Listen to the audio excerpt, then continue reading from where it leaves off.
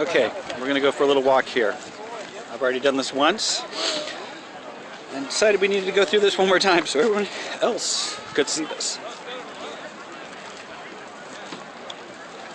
This is lunch break day 1 with the 30-year retrospective on AIDS.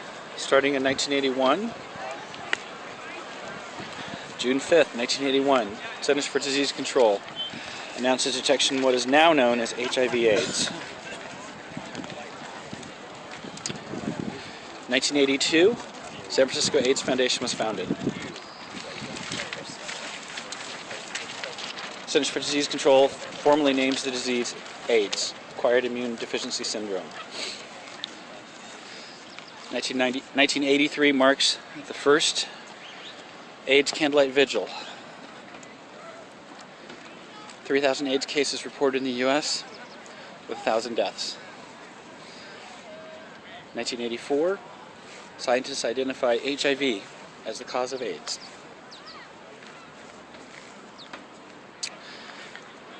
So Ryan White, a 13-year-old hemophiliac, is diagnosed with AIDS.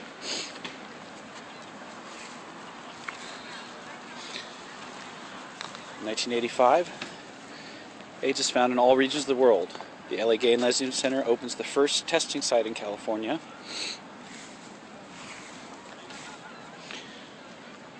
Rock Hudson dies of AIDS. 1986, more than 35,000 cases of AIDS have been reported in 85 countries.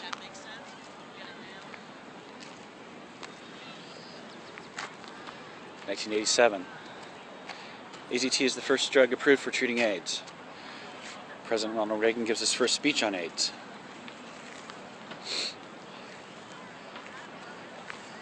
ACT UP is formed, committed to direct action to end the AIDS crisis. Silence equals death. In 1988, World AIDS Day is established.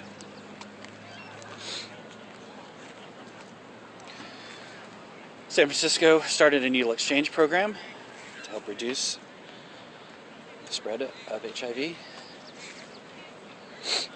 1989, the Ryan White story airs, bringing the issue of AIDS into American homes.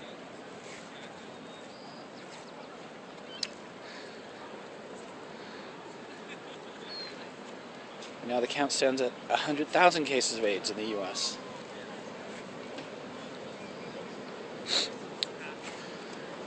Then Ryan White dies, and the Ryan White Care Act is established. In 1990, around 8 million people worldwide are living with HIV. Here we are on the coast. We're south of Half Moon Bay. I'm not sure exactly where we are. This was our lunch stop. Continuing on in 1991, the red symbol is introduced as a symbol of AIDS awareness. Freddie Mercury announces he has AIDS, and later that day dies. Magic Johnson announces he has AIDS. 1992 brought us the first combination drug therapies for HIV/AIDS introduced, known as cocktails.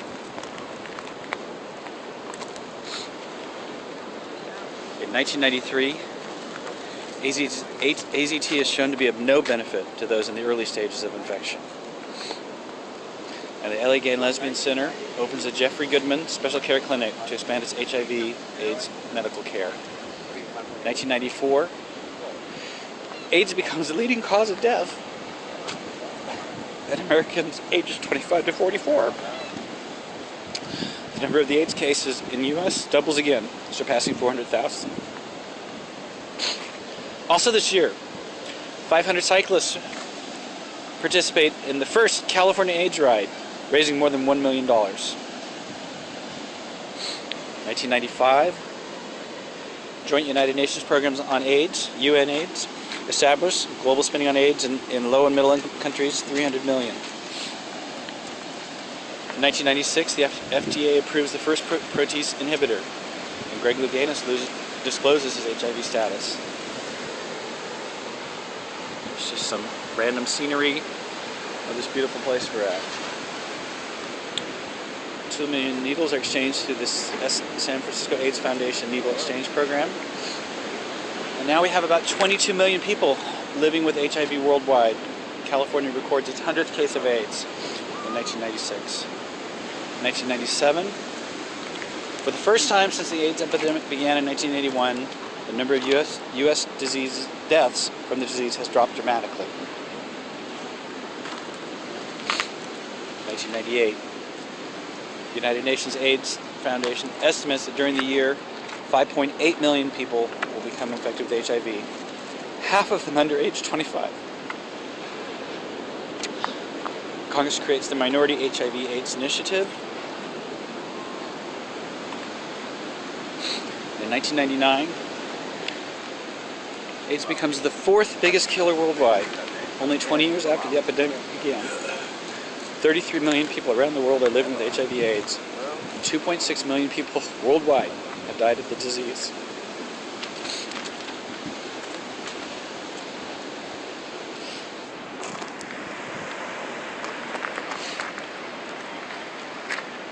Also this year, AIDS among African American and Latino gay and bisexual men exceeds those for whites. In 2000, the Clinton administration formally declares that HIV/AIDS is a threat to national security. The Los Angeles Gay and Lesbian Center creates a Health and Education and Prevention Department to centralize HIV and STD work.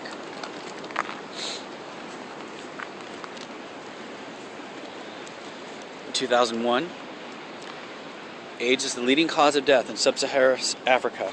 Globally, 40 million people are living with HIV, and 22 million have died. President George Bush appoints an openly gay man, Scott Everett, as director of the National AIDS Policy.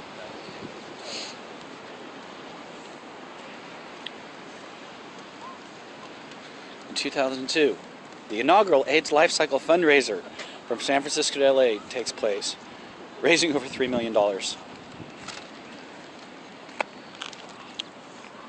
Also in 2002, AIDS is the leading cause of death worldwide among those aged 15 to 59. In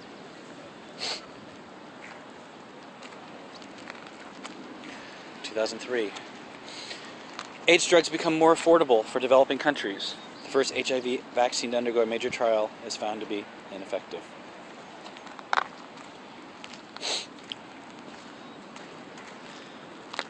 And the LA Gay and Lesbian Center is the first to offer rapid HIV testing. In 2004, America launches a major initiative, PEPFAR, to combat AIDS worldwide. In 2005, post-exposure drug treatment successfully introduced. A highly resistant strain of HIV linked to the rapid progression of AIDS identified in New York City. Also in 2005, 1.1 million Americans are now living with HIV, and 25% are unaware that they have it. In 2006, 28% of people in developing countries who need treatment are receiving it. Also this year, the first annual Women and Girls HIV/AIDS Awareness Day in the U.S.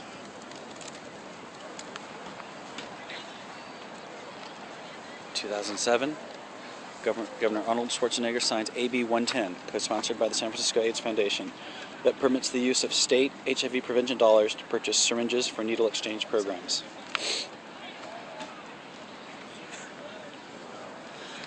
$33 million people living with HIV.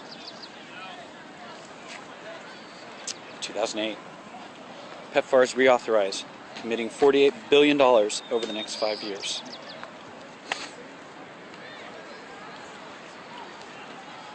The Centers for Disease Control announces U.S. HIV/AIDS epidemic worse than previously thought. 2009, San Francisco AIDS Foundation commits to achieving 3 ambitious goals by 2015. 1, reduce new HIV infections in San Francisco by 50%. Everyone aged 13 to 65 will know their HIV status. All HIV positive people will have access to appropriate care and treatment. President Obama announces the removal of the travel ban that prevents HIV positive people from entering the U.S. 1.4 million people in developing countries getting treatment. 9.5 million still need it.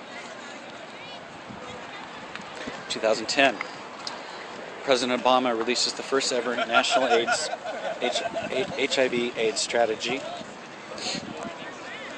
And the Centers for Disease Control announces more than 1.1 million living with HIV/AIDS in the U.S. 2011.